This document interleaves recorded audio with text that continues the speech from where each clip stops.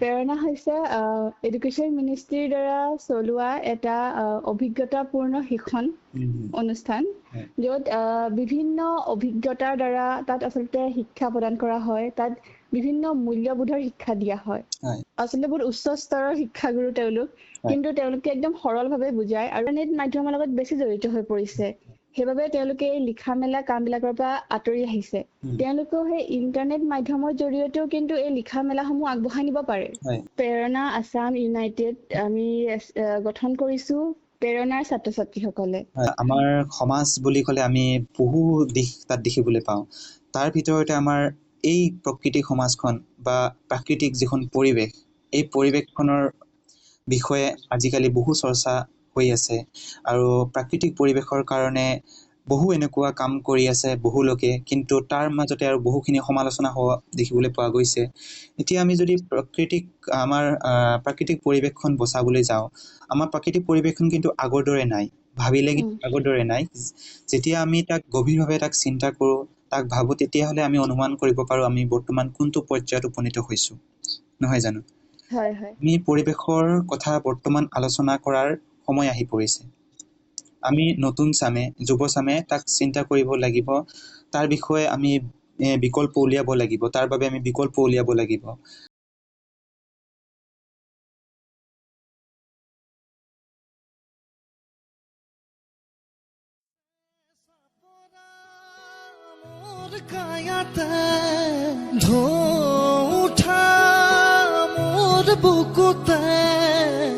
ৰোদ হই না মানা গধূলি হোৱানা মোৰে হিয়া।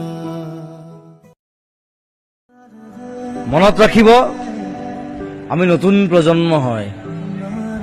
আমি ইচ্ছা কৰিলে দেশ সলাবও পাৰোঁ, জ্বলাবও পাৰোঁ।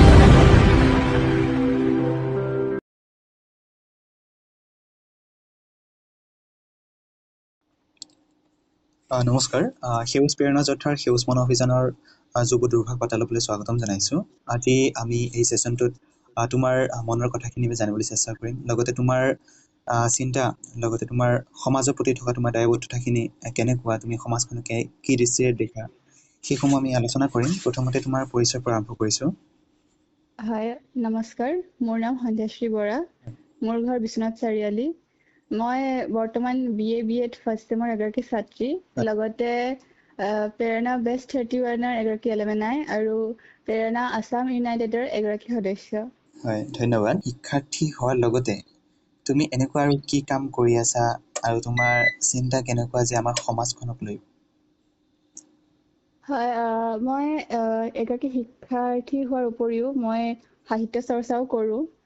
মই বিভিন্ন লিখা মেলা কৰোঁ আৰু সমাজখনৰ প্ৰতি ক'ব গ'লে আচলতে সলনি কৰিবলগীয়া বহুতেই কাম আছে আচলতে, কিন্তু অকলে সকলো কৰা সম্ভৱ নহয়।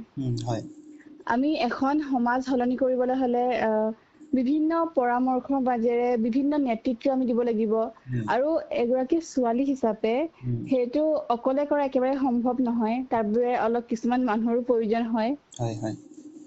আৰু মই ভাবোঁ যে নতুন প্ৰজন্মৰ এতিয়া বহুতো আগবাঢ়ি আহিছে এই সমাজ সলনি কৰিবৰ বাবে।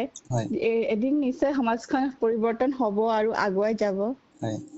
তুমি এনেকৈ ভাবা যে নৱপ্ৰজন্মই যদি বিচাৰে আমাৰ সমাজখন সলনি কৰিব পাৰে, নহয় জানো? আৰু এইটো জানিব, এতিয়া তুমি এজনী প্ৰেৰণা প্ৰাক্তন ছাত্ৰী, তুমি প্ৰেৰণাৰ পৰা কেনেদৰে তোমাক নিজক সলনি কৰিবলৈ সক্ষম হৈছে? আচলতে প্ৰেৰণা কি প্ৰথমে মই সেইটো কৈ ল'ব খুজিছোঁ। হয়, প্ৰেৰণা হৈছে এডুকেশ্যন মিনিষ্ট্ৰীৰ দ্বাৰা চলোৱা এটা অভিজ্ঞতাপূৰ্ণ শিক্ষণ অনুষ্ঠান, য'ত বিভিন্ন অভিজ্ঞতাৰ দ্বাৰা তাত আচলতে শিক্ষা প্ৰদান কৰা হয়। তাত বিভিন্ন মূল্যবোধৰ শিক্ষা দিয়া হয়। লগতে সেই অনুষ্ঠানটোৰ মূল লক্ষ্য হৈছে আমাৰ 2047 চনত যেতিয়া আমাৰ ভাৰতবৰ্ষৰ স্বাধীনতাৰ 100 বছৰ সম্পূৰ্ণ হ'ব, সেইটো সময়ত ভাৰতখন কেনেকুৱা হ'ব, ভাৰতৰ বিকশিত দিশটো কিমান আগবাঢ়িব আৰু কেনেদৰে আগবঢ়াব লাগিব আমি, সেইটো তাৰ আচলতে মূল লক্ষ্য। আৰু এগৰাকী প্ৰেৰণাৰ ছাত্ৰী হিচাপে তাত মই বিভিন্ন মূল্যবোধ শিকিছোঁ আৰু বিভিন্ন অভিজ্ঞতা মই তাত আচলতে পাইছোঁ। আৰু এতিয়া জীৱনত সেই মূল্যবোধসমূহ মই আচলতে আগুৱাই নিবলৈ চেষ্টা কৰিছো। হয়, প্ৰেৰণা প্ৰগ্ৰামৰ তুমি ছাত্ৰী হিচাপে তাত কেনেকুৱা ধৰণৰ শিক্ষণ প্ৰণালী ব্যৱহাৰ হৈছিল বিশ্লেষণ কৰিব পাৰিবা নেকি অলপমান? তাত আচলতে শিক্ষাগুৰুসকল আচলতে বহুত উচ্চ স্তৰৰ শিক্ষাগুৰু তেওঁলোক, কিন্তু তেওঁলোকে একদম সৰলভাৱে বুজায় আৰু তাত বিভিন্ন মূল্যবোধৰ জ্ঞান দিয়া হয়, যেনেকে কৰুণা, সেৱা আৰু সত্যনিষ্ঠা। মানে এই শব্দবোৰ আমাৰ বাবে সহজ শব্দ, কিন্তু আমি যদি বুজাবলৈ যাওঁ তেতিয়া টান হৈ পৰে শব্দবোৰ। কিন্তু তাত তেওঁলোকে আমাক একেবাৰে সহজভাৱে সেই মূল্যবোধসমূহ আমাক জ্ঞান দিছিল যে এইবোৰ কেনেদৰে আমি আচলতে ব্যৱহাৰ কৰিব লাগে, ইয়াৰ প্ৰকৃত অৰ্থ কি, সেইসমূহৰ বিষয়ে তেওঁলোকে আমাক জ্ঞান দিছিল। লগতে আমাক বিভিন্ন ঠাইসমূহ আমাক পৰিদৰ্শন কৰাইছিল, তাৰ সেই ঠাইসমূহৰ গুৰুত্ব কি সেই বিষয়েও বুজাইছিল তেওঁলোকে আমাক। হয়, গতিকে এতিয়া আমি জানিলো যে প্ৰেৰণা প্ৰগ্ৰামত একচুৱেলি কেনেকুৱা ধৰণৰ শিক্ষণ প্ৰণালী ব্যৱহাৰ কৰিছিল বা কেনেকৈ শিকাইছিল। এতিয়া যদি ক'বলৈ যাওঁ প্ৰেৰণা প্ৰগ্ৰামটো আচলতে আমি এনেকৈ ভাবিব পাৰোঁ যে মানৱ হিচাপে গঢ় দিবলৈ তেখেতলোকে আমাক সহায় কৰিছে। এজন মানুহ যিখিনি গুণ থাকিব লাগে সেই গুণখিনি প্ৰেৰণাই প্ৰদান কৰিছে, নহয় জানো? প্ৰেৰণা প্ৰগ্ৰাম আমি তুমি যেনেকৈ তাত পাৰ্টিচিপেট কৰিছিলা, এতিয়া এই পাৰ্টিচিপেট কৰোঁতে কেনেকুৱা ধৰণৰ প্ৰক্ৰিয়া অৱলম্বন কৰিব লাগে, কেনেকৈ তাত চিলেকশ্যন পাব পাৰি? হয়, আচলতে প্ৰেৰণা প্ৰগ্ৰামটো গুজৰাটত অনুষ্ঠিত হয় আৰু তাৰ বাবে চিলেকশ্যন পদ্ধতিটো আচলতে ডিষ্ট্ৰিক্ট লেভেলত হয়। মানে ভাৰতৰ বিভিন্ন ৰাজ্যৰ বিভিন্ন ডিষ্ট্ৰিক্টৰ পৰা তালৈ ছাত্ৰ ছাত্ৰীসকল নিৰ্বাচন কৰি নিয়া হয় আৰু নিৰ্বাচন কৰিবলৈ ডিষ্ট্ৰিক্ট লেভেলত বিভিন্ন ধৰণৰ প্ৰতিযোগিতাসমূহ অনুষ্ঠিত কৰা হয় আৰু তাত নিৰ্বাচিত এজন ল'ৰা আৰু এগৰাকী ছোৱালী তালৈ যাবলৈ পাৰে। হয়, তাত কম্পিটিশ্যন কিবা তেনেকুৱা কম্পিটিশ্যন হয় নেকি? যে হয় হয়, কেনেকুৱা ধৰণৰ? তাত মানে বিভিন্ন চিত্ৰাংকন প্ৰতিযোগিতা বা ৰচনা এনেকুৱা ধৰণৰ অনুষ্ঠিত কৰা হয় কম্পিটিশ্যন, আৰু তাত চিলেক্ট কৰিহে তালৈ নিয়া হয়। তুমি কোনটো কম্পিটিশ্যনত তুমি পাৰ্টিচিপেট কৰি তালৈ চিলেক্ট হৈছিল? মই ৰচনাতে চিলেক্ট হৈছিলো। হয়, আচলতে এজনী ছাত্ৰীক তালৈ পঠিয়াৰ আগতে এটা কম্পিটিশ্যন অনুষ্ঠিত হয়, তাত তুমি ৰচনা লিখি তাত তুমি চিলেক্ট হৈছিলা। ইয়াৰ দ্বাৰা আমাৰ যিখিনি নৱপ্ৰজন্ম আছে সেইখিনি ইনস্পায়াৰ হোৱা উচিত যে আমি যিখিনি কাম কৰি আছো, তুমি ৰচনা লিখি তাত পাৰ্টিচিপেট কৰি চিলেক্ট হৈছিলা, যে আজিকালি বিদ্যালয়ত এনেকুৱা ধৰণৰ বহু এক্টিভিটি কৰোৱা হয় য'ত ছাত্ৰ ছাত্ৰীসকলক বিভিন্ন ধৰণৰ কাম যেনেকৈ লিখা মেলাৰ পৰা আদি কৰি বিভিন্ন ফিল্ড ভিজিটৰ পৰা আদি কৰি বহুত এনেকুৱা এক্টিভিটি কৰোৱা হয়। আৰু আজিকালি ছাত্ৰ ছাত্ৰীসকলে কিন্তু বেছি গুৰুত্ব একাংশই দিয়ে, একাংশই কিন্তু নিদিয়ে। তাৰ ক্ষেত্ৰত তুমি কি ক'বা? হয়, আচলতে আজিকালি ছাত্ৰ ছাত্ৰীসকল এই মোবাইল মানে ইণ্টাৰনেট মাধ্যমৰ লগত বেছি জড়িত হৈ পৰিছে, সেইবাবে তেওঁলোকে লিখা মেলা কামবিলাকৰ পৰা আঁতৰি আহিছে। কিন্তু আমি যদি চাবলৈ যাওঁ, তেওঁলোকক যদি আমি ভালদৰে বুজোৱা হয়, তেওঁলোকেও সেই ইণ্টাৰনেট মাধ্যমৰ জৰিয়তেও কিন্তু এই লিখা মেলাসমূহ আগবঢ়াই নিব পাৰে। সেইবাবে তেওঁলোকক আমি সেইটো নেতৃত্ব দিব লাগিব যে তোমালোকে ইণ্টাৰনেট মাধ্যম ব্যৱহাৰ কৰিও লিখা মেলাবিলাক কৰা, মানে সমাজৰ প্ৰতি কিবা এটা আগবঢ়োৱা। আৰু আজিকালিতো বহু যুৱ কবি ওলাই আহিছে, তেওঁলোকে লিখা বিভিন্ন কিতাপ আজিকালি মানে বহুত অৱদান দিছে আমাৰ আজিকালি সাহিত্য জগতত, অসমৰ সাহিত্য জগতত। হয়, এনেকৈ যদি ছাত্ৰ ছাত্ৰীখিনি যদি চিন্তা কৰে তেতিয়াহ'লে আমি এটা নতুন পৰ্যায়ত আমি উপনীত হ'ব পাৰোঁ। তুমি যেনেকৈ প্ৰেৰণাত তুমি পাৰ্টিচিপেট কৰি চিলেক্ট হৈছিলা, নহয় জানো? এতিয়া এনেকুৱা বিভিন্ন এক্টিভিটি কৰোৱা হয় যাৰ দ্বাৰা তেওঁলোকে বিভিন্ন ধৰণৰ প্ৰগ্ৰামত এটেণ্ড কৰি কিনে তেখেতলোকে ডাঙৰ ডাঙৰ স্তৰত তেখেতলোকে যাব পাৰে। এতিয়া তুমি এজনী প্ৰেৰণাৰ প্ৰাক্তন ছাত্ৰী, তুমি কি ভাবিছা যে সমাজখন কেনেকৈ তুমি সলনি কৰিবলৈ চেষ্টা কৰিছা বা কৰিবা? প্ৰথম কথা, মই আচলতে এই অসমখনক এটা উচ্চ শিখৰত মই চাব খোজো, যাতে অন্য ৰাজ্যসমূহে অসমক অনুসৰণ কৰে, অসমক উদাহৰণ হিচাপে লয় যে আমাৰ ৰাজ্যখনো এনেকুৱা হ'ব লাগে। আৰু এটা কথা মই এইখিনিতে ক'ব খুজিছো যে প্ৰেৰণাৰ ছাত্ৰী হিচাপে আমাৰ মানে উত্তৰ পূৰ্বাঞ্চলত এটা ভাৱ থাকে যে ভাৰতৰ বাকী ৰাজ্যসমূহে উত্তৰ পূৰ্বাঞ্চলক বেলেগ দৃষ্টিৰে চায়, আমাক চাইনাৰ মানুহ বা এনেকুৱা ধৰণৰ কিবা এটা ধাৰণা আছে কিছুমান মানুহৰ মতে। কিন্তু প্ৰেৰণাত সেইটো ধাৰণা একেবাৰে দেখিব পোৱা নাযায়। প্ৰথম মই যাওঁতো সেইটো এটা ভয় ভাৱ থাকে যে তালৈ উত্তৰ পূৰ্বাঞ্চলৰ ছোৱালী হিচাপে গৈছো, কিন্তু তাতো নতুন প্ৰজন্মৰ ছাত্ৰ ছাত্ৰীসকলে আহিছিলে, যুৱ প্ৰজন্মৰ ছাত্ৰ ছাত্ৰীসকলে আহিছিলে, কিন্তু তেওঁলোকৰ মনত তেনেকুৱা কোনো ভাৱধাৰণা নাই। সেইটো এটা দিশ মই প্ৰেৰণাৰ পৰা শিকিছো যে আমি পজিটিভ হৈ থাকিব লাগে, কাৰণ নতুন প্ৰজন্মৰ ছাত্ৰ ছাত্ৰীসকলৰ মানে উত্তৰ পূৰ্বাঞ্চলৰ বিষয়ে জানিবলৈ ইচ্ছুক। তেওঁলোকক আমি কবলৈ সেইটো গৌৰৱ কৰিছো, মানে গৌৰৱ অনুভৱ কৰিছিলো তেওঁলোকক কওঁতে। এইটো প্ৰেৰণাত সেইটো মতভেদ নাই, সেইটো প্ৰথম কথা কৈ লৈছো। আৰু সমাজখনক উন্নতিৰ দিশত আচলতে আগুৱাই নিবলৈ আমি বিভিন্ন কাম আমি কৰি যাব পাৰো। প্ৰথম কথা আমি প্ৰকৃতিও সংৰক্ষণ কৰি যাব লাগিব, লগতে বিভিন্ন নেতৃত্ব দিব লাগিব আমি। আৰু প্ৰকৃতিৰ সংৰক্ষণ কৰিবলৈ আচলতে বৰ্তমান সমাজত উন্নয়ন হবলৈ প্ৰকৃতি যে ধ্বংস কৰিব লাগিব সেইটো তেনেকুৱা কোনো কথা নাই। কেইদিনমান আগত এই দীঘলী পুখুৰীত ব্ৰিজ বনোৱালৈ এটা বহুত বিতৰ্ক সৃষ্টি হৈছিল, গছ কটাক লৈ। হয়, তাৰ এটা উৎকৃষ্ট উদাহৰণ বেদেতি অঞ্চলতে আছে, আমাৰ বিশ্বনাথ জিলাৰ। ইয়াত যেতিয়া নেশ্যনেল হাইৱে 4 লাইন বনোৱা হৈছিল, তেতিয়া এই অঞ্চলৰ মানুহে তাত মানে ৰাস্তাটোৰ দুয়োপাৰে গছ আছিলে, বহুত গছ আছিলে, এতিয়াও আছে গছখিনি।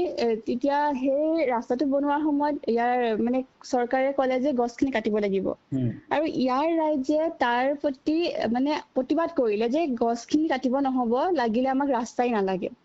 আৰু শেষত চৰকাৰ মানে উপায়ন্তৰ হৈ তেওঁলোকে গছখিনি নাকাটিলে, আৰু তাৰ কিনাৰেদি তেওঁলোকে অভাৰব্ৰিজ মানে 4 লাইনটো বনাই দিলে। এইটো এটা উৎকৃষ্ট উদাহৰণ যে আমি উন্নয়ন কৰিবলৈ প্ৰকৃতি ধ্বংস কৰাটো বাধ্যতামূলক নহয়। আমি এটা বিকল্প বাছি ওলাব লাগিব, নহয় জানো? হয়, এতিয়া এইটো এটা উদাহৰণ যে এইফালে প্ৰকৃতিও মানে সংৰক্ষণ হ'ল আৰু আমাৰ উন্নয়নো হ'ল, কাৰণ আমি ৰাস্তাটোও পালো আৰু গছখিনি এতিয়াও সজীৱ হৈ আছে। আমি উন্নয়ন এনেদৰে কৰি যাব লাগিব। আমি বহনক্ষম উন্নয়নৰ প্ৰতি আমি এতিয়া চিন্তা কৰিব লাগিব, কেনেকৈ আমি প্ৰকৃতি ধ্বংস নকৰাকৈ আমি উন্নয়ন আগবঢ়াই লৈ যাব পাৰোঁ। আমাৰ অসমখন তথা আমাৰ ভাৰতখনক কেনেকৈ উন্নয়নশীল বা উন্নত আমি ৰাষ্ট্ৰ বা ৰাজ্য হিচাপে আমি তাক পৰিগণিত কৰিব পাৰোঁ। আমাৰ 2047 চনৰ ভিতৰত আমাৰ ভাৰতবৰ্ষখনক কেনেকৈ আমি আগুৱাই লৈ যাব পাৰোঁ, বিকশিত ভাৰত কেনেকৈ বনাব পাৰোঁ, তাৰ কাৰণে আমাৰ ইউথখিনি সহায় সহযোগ বহুখিনি বৰ্তমান সময়ত দৰকাৰ হৈ পৰিছে আৰু বহুখিনি জৰুৰী। কাৰণ আমাৰ নতুন প্ৰজন্মই যদি বিচাৰে আমাৰ এই সমাজখন সলনি কৰিব পাৰে, এতিয়া আমি তোমাৰ পৰা জানিবলৈ বিচাৰিম যে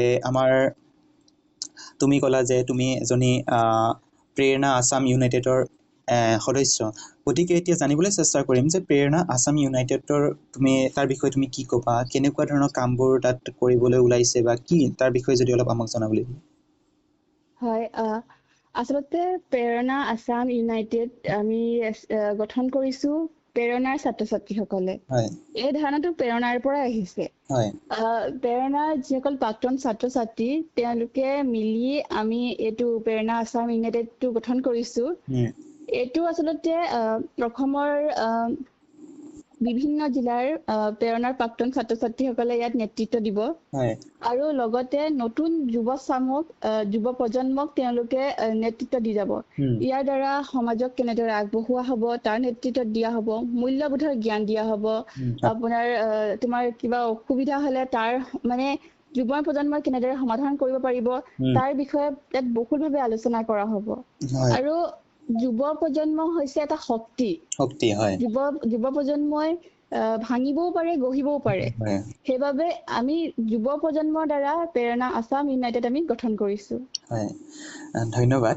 প্ৰেৰণা আছাম ইউনাইটেড, তোমালোকে প্ৰেৰণা এলুমনাইখিনি লগ হৈ কিনে অসমৰ গোটেই প্ৰেৰণা এলুমনাইখিনি লগ হৈ এটা গ্ৰুপ বা এখন মঞ্চ তৈয়াৰ কৰিছা, সফল হওক তাৰে কামনা কৰিম। আৰু আগন্তুক দিনত আমাৰ ৰাজ্যখনৰ কাৰণে যাতে যুৱচামে কাম কৰে, ইনস্পায়াৰ হয়, তাৰে আশা কৰিম।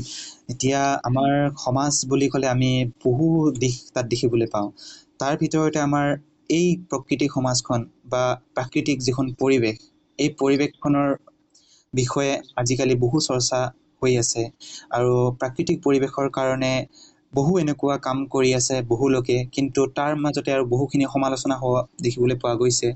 এতিয়া আমি যদি আমাৰ প্ৰাকৃতিক পৰিৱেশখন বচাবলৈ যাওঁ, আমাৰ প্ৰাকৃতিক পৰিৱেশখন কিন্তু আগৰ দৰে নাই, ভাবিলে কিন্তু আগৰ দৰে নাই।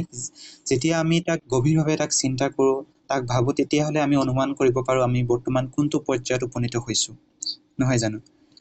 আমি পৰিৱেশৰ কথা বৰ্তমান আলোচনা কৰাৰ সময় আহি পৰিছে আমি নতুন চামে যুৱ চামে তাক চিন্তা কৰিব লাগিব তাৰ বিষয়ে আমি বিকল্প উলিয়াব লাগিব তাৰ বাবে আমি বিকল্প উলিয়াব লাগিব এতিয়া মই কৈছো যে প্ৰাকৃতিক পৰিৱেশখন যদি আমি সংৰক্ষণ কৰিবলৈ যাওঁ আমি কেনেদৰে সংৰক্ষণ বা কি কাম কৰিলে আমি এই প্ৰাকৃতিক পৰিৱেশখন আমি সংৰক্ষণ কৰিব পাৰিম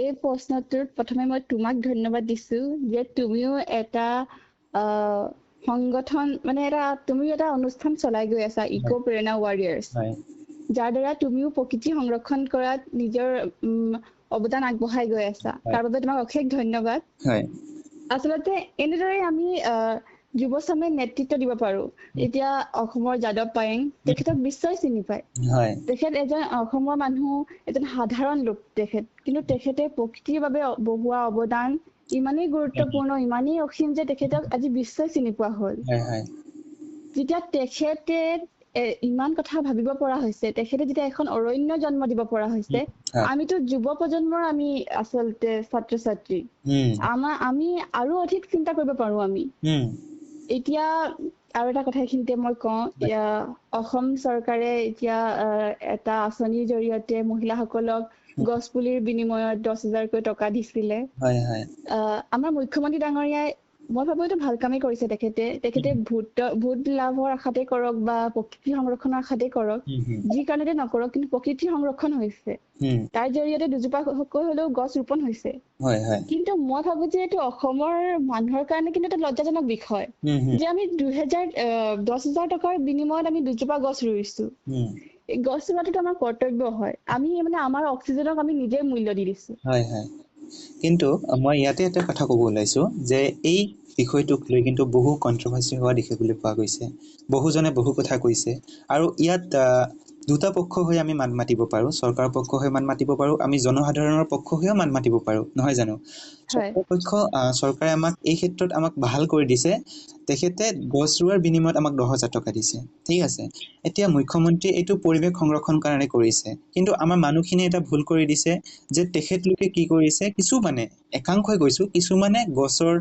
ঠানি এডাল ৰুই দিছে কিন্তু মানুহখিনি এইটো ভাবিব লাগিছিল মুখ্যমন্ত্ৰী ডাঙৰীয়া ইমান ভালকে এটা সুযোগ দিছে তাৰ বিনিময়ত 10,000 টকা দিছে কিন্তু মানুহখিনিও ভাবিব লাগে যে টকাৰ বিনিময়ত আমি কিয় কৰো আমি এনেও কৰিব পাৰো ঠিক আছে পইচা দিছে আমি কৰিছো কিন্তু অন্তত গছ কেইজোপা তেখেতলোকে ডাঙৰ দীঘল কৰা দায়িত্ব তেখেতলোকে ল'ব লাগিছিল বুলি মই ভাবো কিন্তু যদি এতিয়া চাবলৈ যাওঁ সেই গছ কেইজোপা চাগে এতিয়াও নাই বহুতৰ ঘৰত হয়তো থাকিব পাৰে এক দুজনৰ ঘৰত থাকিব পাৰে কিন্তু একাংশৰ ঘৰত কিন্তু নাই বুলি এটা অনুমান হয় কিন্তু আমি ইয়াত জনসাধাৰণ বা আমি মানুহখিনি আমি চিন্তা কৰিব লাগিব প্ৰকৃতিখন বচাবৰ কাৰণে অকল যে পইচা দিব আমি কৰিম তেনেকুৱা যদি আমি মনোভাৱ লৈ থাকো তেতিয়াহলে হয়তো আমি এদিন বহু পিছুৱাই যাব লাগিব আমাৰ ৰাজ্যৰ ক্ষেত্ৰতে হওক আমাৰ ভাৰতৰ মানুহখিনি যদি চিন্তাধাৰা এনেকুৱা হয় আমাৰ ৰাজ্যৰ যদি মানুহ চিন্তাধাৰা এনেকুৱা হয় হয়তো আমি বহু পিছ পৰি থাকিব লাগিব নহয় জানো হয় এতিয়া তোমাৰ কথাখিনিও বহু অৰ্থ আছে এতিয়া আমি আৰু আগবাঢ়িছো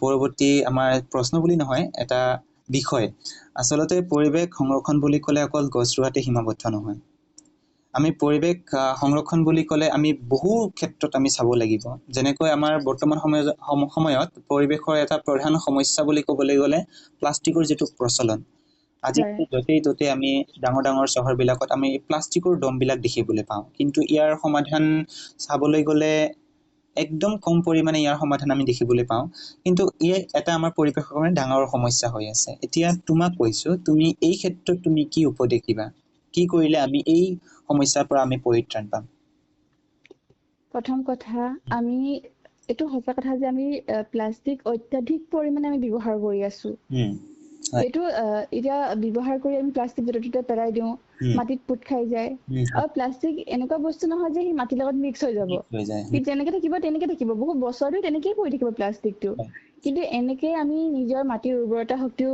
আমি নিজে ক্ষয় কৰি আছো আমি ভৱিষ্যত প্ৰজন্মৰ বাবে মানে সংৰক্ষণ কৰা নাই আমি একো বস্তু হয় এইবিলাকতো তেওঁলোকৰ একো দুখ নাই এই আমি তেওঁলোকৰ বাবে একো সংৰক্ষণেই কৰা নাই এটা সময়ত তেওঁলোকে আমাকে গালি পাৰিব যে আমাৰ মানে পূৰ্বপুৰুষসকলে আমাৰ বাবে একো সংৰক্ষণেই নকৰিলে হয় এই প্লাষ্টিকৰ সলনি আমি কাগজৰ বেগ কিছুমান ইউজ কৰিব পাৰো আমি আজিকালি মলবিলাকত কাগজৰ বেগ ইউজ কৰা হয় আৰু প্লাষ্টিকৰ সলনি আমি কাপোৰৰ কিছুমান মোনা আমি পুনৰ ব্যৱহাৰ কৰিব পাৰো। সেইবিলাক মোনা আনিলো, কিবা এটা লেতেৰা হ'ল, ধুই দিলো, আকৌ সেইটোকে ব্যৱহাৰ কৰিলো। এইটো বাধ্যতামূলক নহয় যে আমি প্লাষ্টিকে ব্যৱহাৰ কৰিম, কিন্তু আমাৰ সমাজত এনেকুৱা মানে ব্যৱস্থা আছে, দুদিনমান প্লাষ্টিকৰ সলনি কাগজৰ মোনা ব্যৱহাৰ কৰা হ'ব, কাপোৰৰ মোনা ব্যৱহাৰ কৰা হ'ব। কেইদিনমান পিছত তাৰ সলনি আকৌ প্লাষ্টিকে ব্যৱহাৰ কৰা হ'ব। তেওঁলোকে মানে কেইদিনমানৰ বাবেহে সেই প্লাষ্টিকসমূহ মানে প্লাষ্টিকৰ পৰা আঁতৰি থাকিব পাৰে। মই ভাবো যে তেওঁলোকে প্লাষ্টিকৰ তুলনাত কাগজৰ মোনা বা কাপোৰৰ মোনা এইবোৰ ব্যৱহাৰ কৰিলে আমাৰ প্ৰকৃতি অলপ হ'লেও মানে সংৰক্ষিত হ'ব, প্লাষ্টিকৰ পৰা আমি অলপ আঁতৰি থাকিব পাৰিম। এই প্ৰশ্নটো বা এই বিষয়টো আমাৰ যিটো যুৱক দুৰ্ভাগ বাৰ্তালাপৰ এটা অংশ, কাৰণ আমি ইক'পেনা ৱাৰিয়াৰ্ছৰ এই ছেশ্যনটো আমি অনুষ্ঠিত কৰি আছোঁ, য'ত আমি পৰিৱেশৰ বাবে আমি কাম কৰি আছোঁ।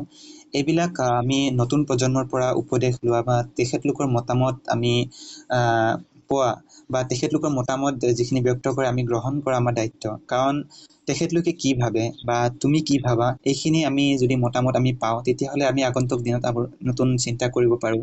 তাৰ কাৰণে এইটো কুৱেশ্যন বা এই বিষয়টো আমি বাছনি কৰিছোঁ। এতিয়া আৰু পৰৱৰ্তী এটা বিষয়ত আমি যাব ওলাইছোঁ যে ৱেষ্ট মেনেজমেণ্টৰ ক্ষেত্ৰত আমাৰ বজাৰত বা আমাৰ ঘৰত আজিকালি চাবলৈ গ'লে প্লাষ্টিকক বাদ দি আৰু বহুত এনেকুৱা ৱেষ্ট আমি ঘৰৰ পৰা ওলাই বা আমাৰ ঘৰৰ পৰা ওলাই এটা কমিউনিটিত বহুখিনি আৱৰ্জনা ওলায়, ধৰক শাক পাচলিৰ বাকলিৰ পৰা আদি কৰি।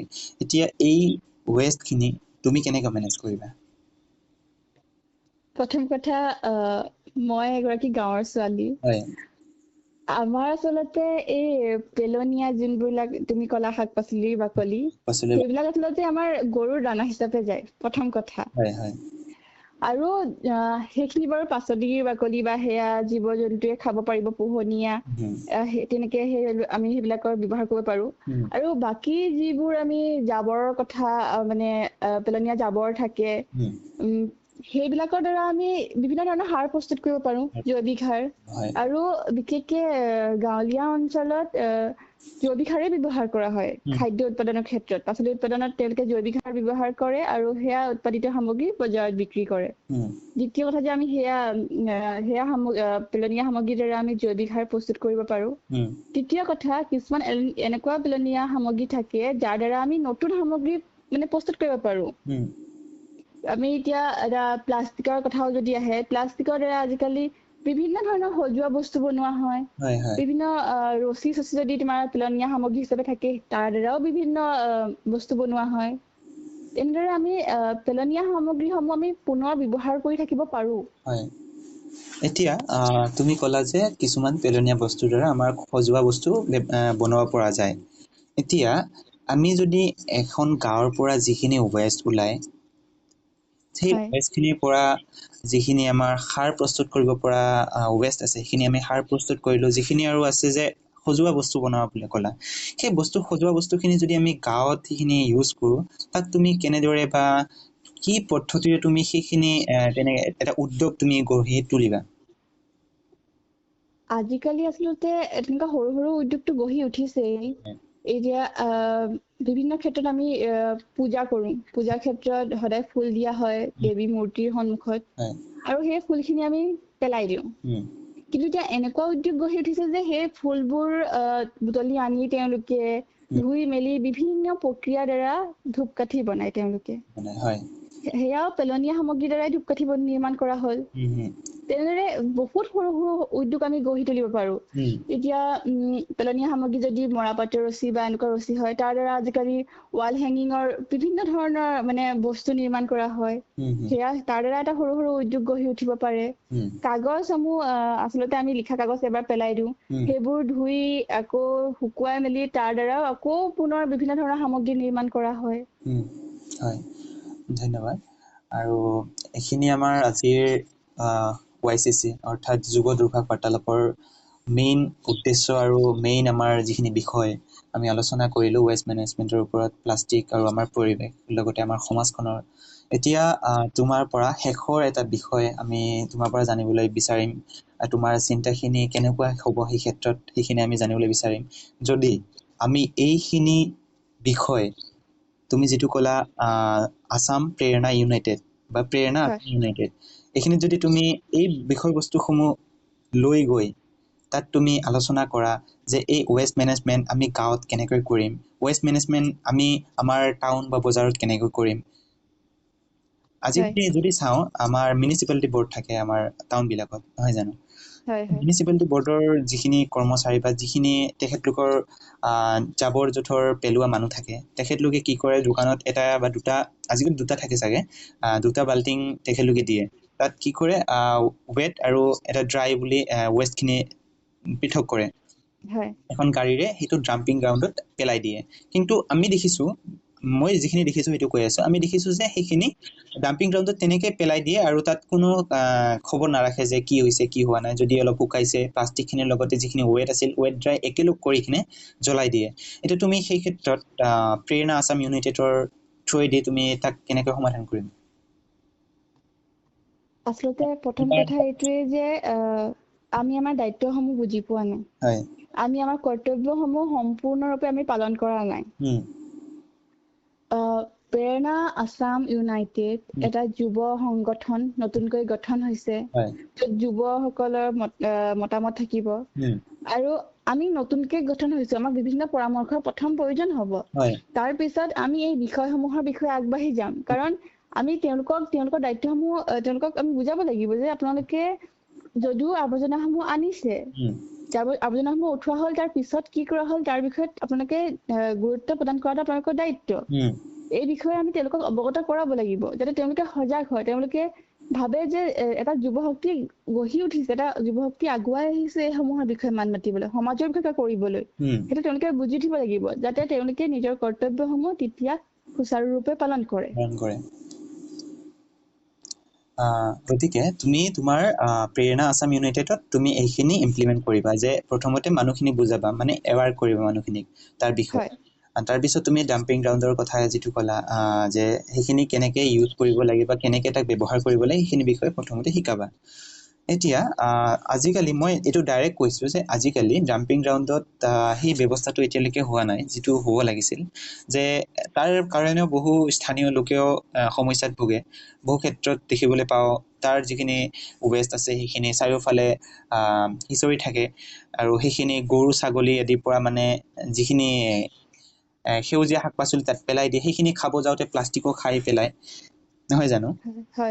এতিয়া মই আকৌ এবাৰ কৈছোঁ যে এই ক্ষেত্ৰত প্ৰেৰণা আসাম ইউনাইটেডৰ তুমি কৈ আছা আমি বেলেগৰ পৰামৰ্শ ল'ব লাগিব। প্ৰথমতে তুমি তোমাৰ যিখিনি ইউথ আছে বা গ্ৰুপত যিখিনি ইনভলভ আছে, তেখেতলোকৰ লগত কেনেদৰে আলোচনা কৰি তাক সমাধান তুমি তোমাৰ নিজৰ ফালৰ পৰা মতামত আগবঢ়াবা, যে এইখিনি আমি এনেকৈ কৰিলে ভাল আছিল, যে যদি আমি পৃথকে আমি পেলাওঁ তেতিয়া আৰু বেছি ভাল আছিল। তুমি কি হিচাপত তুমি তাতে আলোচনা কৰিবা? আমি প্ৰেৰণা আসাম ইউনাইটেড আমি বেলেগ বেলেগ ডিষ্ট্ৰিক্টৰ আমি ছাত্ৰ ছাত্ৰীসকল এতিয়া আছো। প্ৰথম কথা আমি নিজৰ ডিষ্ট্ৰিক্টতে আমি সেই বস্তুবোৰ চাব লাগিব যে সেই বস্তুবোৰ ঠিকমতে হৈছে নাই, আৰু সেইটো এটা বহুত ডাঙৰ ভাবুকি যে জীৱ জন্তুৰ প্ৰতি ডাঙৰ এটা ভাবুকি আহি পৰিব, কাৰণ তেওঁলোকে যদি প্লাষ্টিক খাই দিছে, আৰু ভাবুকি আচলতে আহি পৰিছে, তেনেকুৱা বহুত হৈছে যে তেওঁলোকে নিজৰ খাদ্য বুলি ভাবি প্লাষ্টিককে গ্ৰহণ কৰিছে। আৰু প্লাষ্টিকৰ ওপৰত কি থাকিব পাৰে আমিতো নাজানো, হয় নিশ্চয়, তাত চিচাৰো সোমাই থাকিব পাৰে, বিভিন্ন ৰাসায়নিক দ্ৰব্যও মিক্স হৈ থাকিব পাৰে। আমি সেইবিলাকৰ বিষয়ে আচলতে আলোচনা কৰি আমি নিজে সেই কামটো আমি কৰিব লাগিব, প্ৰথম কৰি দেখুৱাব লাগিব। আমি তেওঁলোকক বুজাব লাগিব, তাৰপিছত তেওঁলোকক আমি কৰি দেখুৱাব লাগিব যে এইটো এনেকে থব, ইয়াৰ পিছত এই জাবৰখিনি এইখিনি জাবৰ এইটো এনেকে ব্যৱহাৰ কৰিব, এইখিনি জাবৰ এনেকে ব্যৱহাৰ কৰিব, যাতে জীৱ জন্তুসকলৰ প্ৰতি ভাবুকি নাহে। আমি নিজে সেইটো কাম তেওঁলোকক কৰি দেখুৱাব লাগিব। আৰু প্ৰত্যেকখন ডিষ্ট্ৰিক্টত যেতিয়া এনেদৰে লাহে লাহে কামসমূহ হৈ উঠিব, গোটেই অসমতে সেইটো সম্ভৱ হৈ উঠিব এদিন। হয়, ধন্যবাদ। আজি আমাৰ YCC যুৱ দুৰ্ভাষ বাৰ্তালাপৰ যিটো অনুষ্ঠান আমি যি উদ্দেশ্যৰে আমি পাতিছিলোঁ বা অনুষ্ঠিত কৰিছিলোঁ, আজি তোমাৰ সৈতে এই অনুষ্ঠানটো কৰিব পাই মই নথিয়ান্বিত হৈছোঁ, কাৰণ তুমি এজনী প্ৰেৰণা এলুমনাইৰ লগতে প্ৰেৰণা আসাম ইউনাইটেডৰ তুমি এজনী সদস্য। আমি তোমাৰ চিন্তাখিনি আমি শলাগ জনাইছোঁ আমাৰ ফালৰ পৰা আৰু আগলৈ প্ৰেৰণা আছাম ইউনাইটেডত তুমি ভালদৰে কাম কৰিবা বুলি আশা থাকিল আৰু প্ৰেৰণা আছাম ইউনাইটেড আগলৈ আৰু আগবাঢ়ি যাব এটা নতুন যুৱ শক্তিত গঠিত হৈ আছে গঠন হ'বলৈ গৈ আছে আৰু মই আশা কৰিম যে অসমৰ যিমানখিনি প্ৰেৰণা এলুমনাই এতিয়ালৈকে এই অনুষ্ঠানটোৰ পৰা প্ৰেৰণা প্ৰগ্ৰামৰ পৰা আহিছে বা প্ৰেৰণা প্ৰগ্ৰামৰ পৰা আহিবলৈ ওলাইছে তেখেতলোকক আমাৰ এই প্ৰেৰণা আছাম ইউনাইটেডত সংযুক্ত হ'ব আৰু তেখেতলোকৰ মতামত দাঙি ধৰিব আৰু আমাৰ সমাজখন এখোপ আগুৱাই লৈ যাব আৰু আকৌ এবাৰ তোমালৈ ধন্যবাদ জনাইছোঁ। হয় ধন্যবাদ আৰু ময়ো তোমাক পুনৰ ধন্যবাদ জনাইছোঁ তুমি এনেকে ইউথ কল কনভাৰচেশ্যনৰ জৰিয়তে যুৱ প্ৰজন্মক একত্ৰিত কৰিছা তেওঁলোকৰ মতামতসমূহ জানিবলৈ বিচাৰিছা খুব ভাল কাম কৰিছা আগুৱাই যোৱা তাৰে কামনা কৰিছোঁ। ধন্যবাদ।